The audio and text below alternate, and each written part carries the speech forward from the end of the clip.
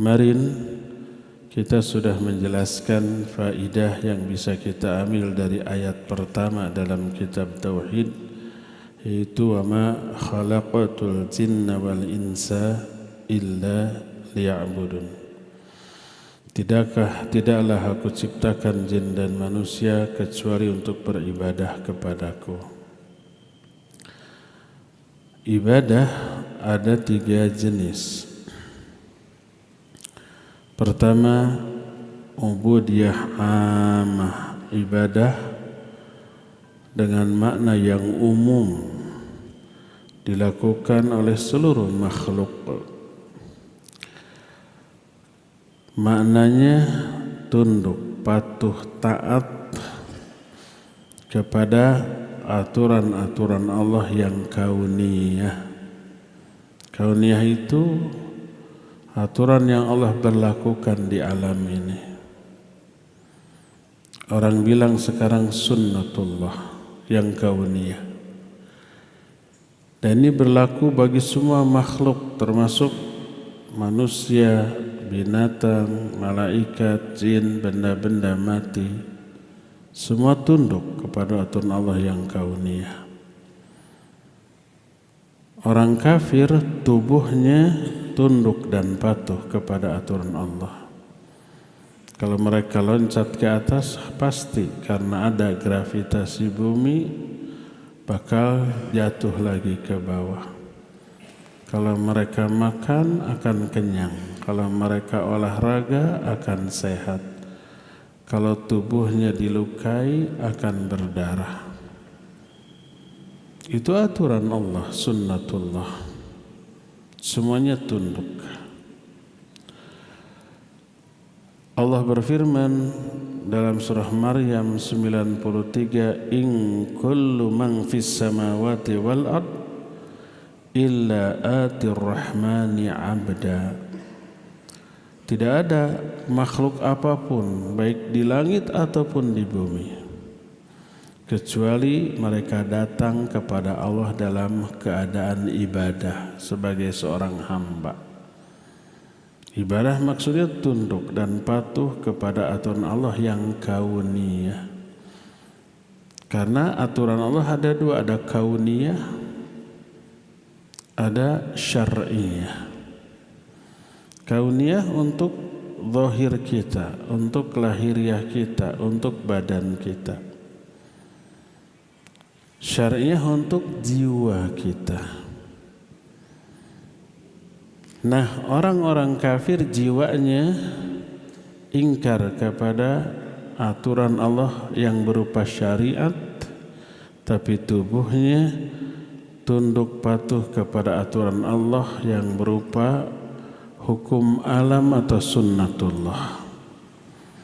Kata Allah, tidak ada makhluk apapun di langit ataupun di bumi kecuali mereka tunduk datang kepada Allah sebagai seorang hamba. Dalam Ali Imran ayat 83 Allah menyatakan walahu aslama man fis samawati wal ard tau'an wa karha wa ilaihi yurja'un. Dan tunduklah kepada Allah semua yang ada di langit, yang ada di bumi, baik sukarela ataupun terpaksa. Dan hanya kepada Dialah semua makhluk akan dikembalikan. Jadi seluruh makhluk, benda mati ke, makhluk hidup, manusia, jin, binatang, zahirnya tunduk dan patuh Islam kepada aturan Allah yang kauniyah. Ketundukan mereka ini juga disebut ibadah. Semua makhluk ibadah kepada Allah, tubuhnya maknanya tunduk dan patuh kepada aturan Allah yang kauniyah. Inilah jenis ibadah yang pertama. Maknanya ibadah umum dengan makna tunduk dan patuh kepada aturan Allah yang kauniyah. Kedua, ubudiyah khassah, ibadah dengan makna khusus. ketundukan, kepatuhan jiwa kepada aturan Allah yang syar'iyah, yang berupa syariat. Inilah ibadahnya orang-orang mukmin. Allah menyatakan wa ibadur rahman alladzina idza yamshuna 'alal ardi hauna alladzina yamshuna 'alal ardi hauna wa idza khatabahumul jahiluna qalu salama. Hamba-hamba Allah, maksudnya orang yang beribadah kepada jiwanya, tunduk dan patuh kepada aturan Allah yang berupa syariat, adalah orang yang mereka berjalan di muka bumi dengan tawadhu, dengan rendah hati. Karena itulah tuntunan syariat, sekaligus tuntutan syariat, harus tawadhu, harus rendah hati. Wa idza khatabahumul jahiluna qalu salama. Kalau mereka dikata-katai, diajak bicara oleh orang jahil, pasti omongannya pedas, omongannya pasti menyinggung, buruk. Mereka membalas dengan ucapan-ucapan yang penuh keselamatan, dinasihati, idfa billati hiya ahsan fa idzal ladzi bainaka wa bainahu adawah ka'annahu waliyyun hamim. Balas keburukan dengan kebaikan. Ini tuntutan syariat. Maka orang yang tadi antara kamu dengan dia ada permusuhan berubah menjadi kawan yang sangat akrab. Ini aturan syariat. Orang mukmin jiwanya tunduk kepada aturan syariat. Inilah ibadah. Tapi ibadah yang khusus. Karena yang beribadah jiwanya, dalam arti tunduk patuh kepada aturan Allah yang berupa syariat. Ini jenis ibadah yang kedua. Inilah ibadah kita semuanya. Ketiga, ubudiyah khasatul khasah, ibadah yang lebih khusus lagi, khususul khusus, ibadah yang kualitas ketundukan kesyariatannya di atas rata-rata manusia. Itulah ibadahnya para nabi, para rasul. Makanya para nabi, para rasul oleh Allah disebut hamba. Makna hamba makhluk yang melakukan ibadah, tapi kualitas dan kuantitas ibadahnya di atas rata-rata. Allah berfirman tentang Nabi Ayyub dalam Shad ayat 41, wadhkur abdana Ayyub, ceritakan oleh kamu tentang hamba kami yaitu Ayyub.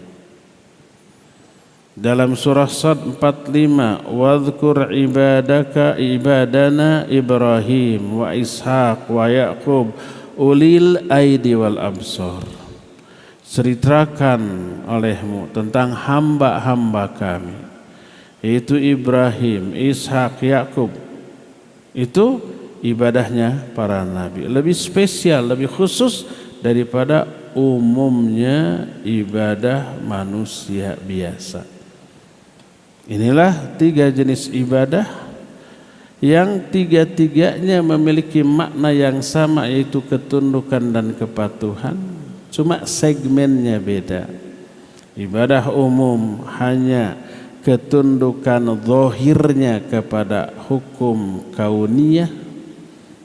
Kedua, ibadah dengan mana ketundukan jiwa kepada hukum yang syar'iyah. Itulah ibadahnya orang-orang mukmin. Yang ketiganya, ibadahnya para nabi berupa ketundukan jiwa mereka terhadap aturan Allah yang syar'iyah, tapi dengan kualitas dan kuantitas yang spesial. Inilah tiga jenis ibadah yang dijelaskan oleh para ulama ahlus sunnah. Berbeda dengan pembagian ibadah yang ditetapkan oleh orang sufi. Mereka juga menyatakan ada 3 ibadah, ibadah umum, ibadah khusus, ibadah khususil khusus. Cuma beda. Kata mereka adapun ibadah amah, ibadah umum adalah mengatakan la ilaha illallah secara lengkap. Kalau ibadah khusus mengatakan Allah, Allah, Allah, Allah berulang kali. Kalau ibadah khususil khusus hu hanya huwa saja, hanya satu kata. Dan ini luar biasa, bertolak belakang dengan nas ayat. Ayat menyatakan bahwa Allah Azza wa Jalla menjadikan la ilaha illallah sebagai kalimat lengkap, sebagai seutama-utama zikir. Afdalu dzikri la ilaha illallah. Berkata Nabiullah Musa alaihi salatu wassalam kepada Allah, Rabbi alimni du'aan ad'uka wa adhkuru bika wa adhkuruka bihi. Ya Allah, ajarkan kepadaku satu kalimat, aku akan berdoa kepadamu dengan kalimat ini dan berzikir kepadamu dengan kalimat ini. Kalimat yang spesial yang Allah ajarkan kepada Nabi Musa. Apa kata Allah? Ya Musa, qul la ilaha illallah. Hai Musa, katakan olehmu zikir la ilaha illallah. Itu diajarkan oleh Allah kepada Nabi Musa, kepada Nabi manusia terbaik pada zaman itu, mengatakan la ilaha illallah itu secara lengkap. Dan inilah inti sari dari dakwah para nabi dan para rasul. Allah menyatakan semua nabi yang diutus, ya qaumi ibudullah ma lakum min ilahin ghairu. Hai kaumku, sembah oleh kalian hanya Allah yang tidak ada sembahan lain yang hak bagi kalian selain Dia. La ilaha illallah. Karena itu seluruh nabi dan rasul oleh Allah diutus untuk menegakkan kalimat tauhid la ilaha illallah ini. Allah berfirman dalam surah An-Nahl 36, walaqad ba'atsna fi kulli ummatin rasulan an i'budullah wajtanibut taghut. Sungguh kami telah mengutus seorang rasul kepada setiap umat. Satu umat satu rasul. Kadang bisa lebih dari satu rasul, bisa 2, bisa 3 dalam waktu yang sama. Lihat umpamanya dalam surah Yasin, Allah menyatakan wa arsalna ilaihim itsnaini fakadzabuhuma faajazna bi tsalitsin faqalu inna ilaikum mursalun. Kami utus kepada mereka 2 orang rasul dalam satu waktu, didustakan. Faajazna bi tsalits, kami kuatkan yang ketiga. Tiga-tiganya menyatakan inna ilaikum mursalun, kami orang-orang yang diutus kepada kalian. 3 rasul dalam satu waktu ke satu umat.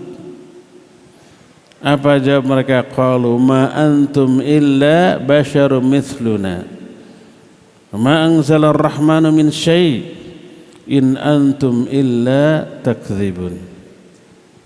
Apa jawab mereka? Kalian ini enggak ada, bukan siapa-siapa kecuali manusia seperti kami. Allah tidak menurunkan ajaran apapun. Kalian ini tiada lain kecuali orang-orang yang berdusta. Masih didustakan juga 3 orang sekaligus tuh. Tapi minimal satu umat satu rasul. Walaqad ba'atsna fi kulli ummatin rasulan. Kami utus kepada satu umat, satu rasul. Semua rasul menyatakan ani'budullah wajtanibut taghut. Inilah la ilaha illallah. Sembah oleh kalian Allah, jauhi semua sesembahan selain Allah yang disebut taghut.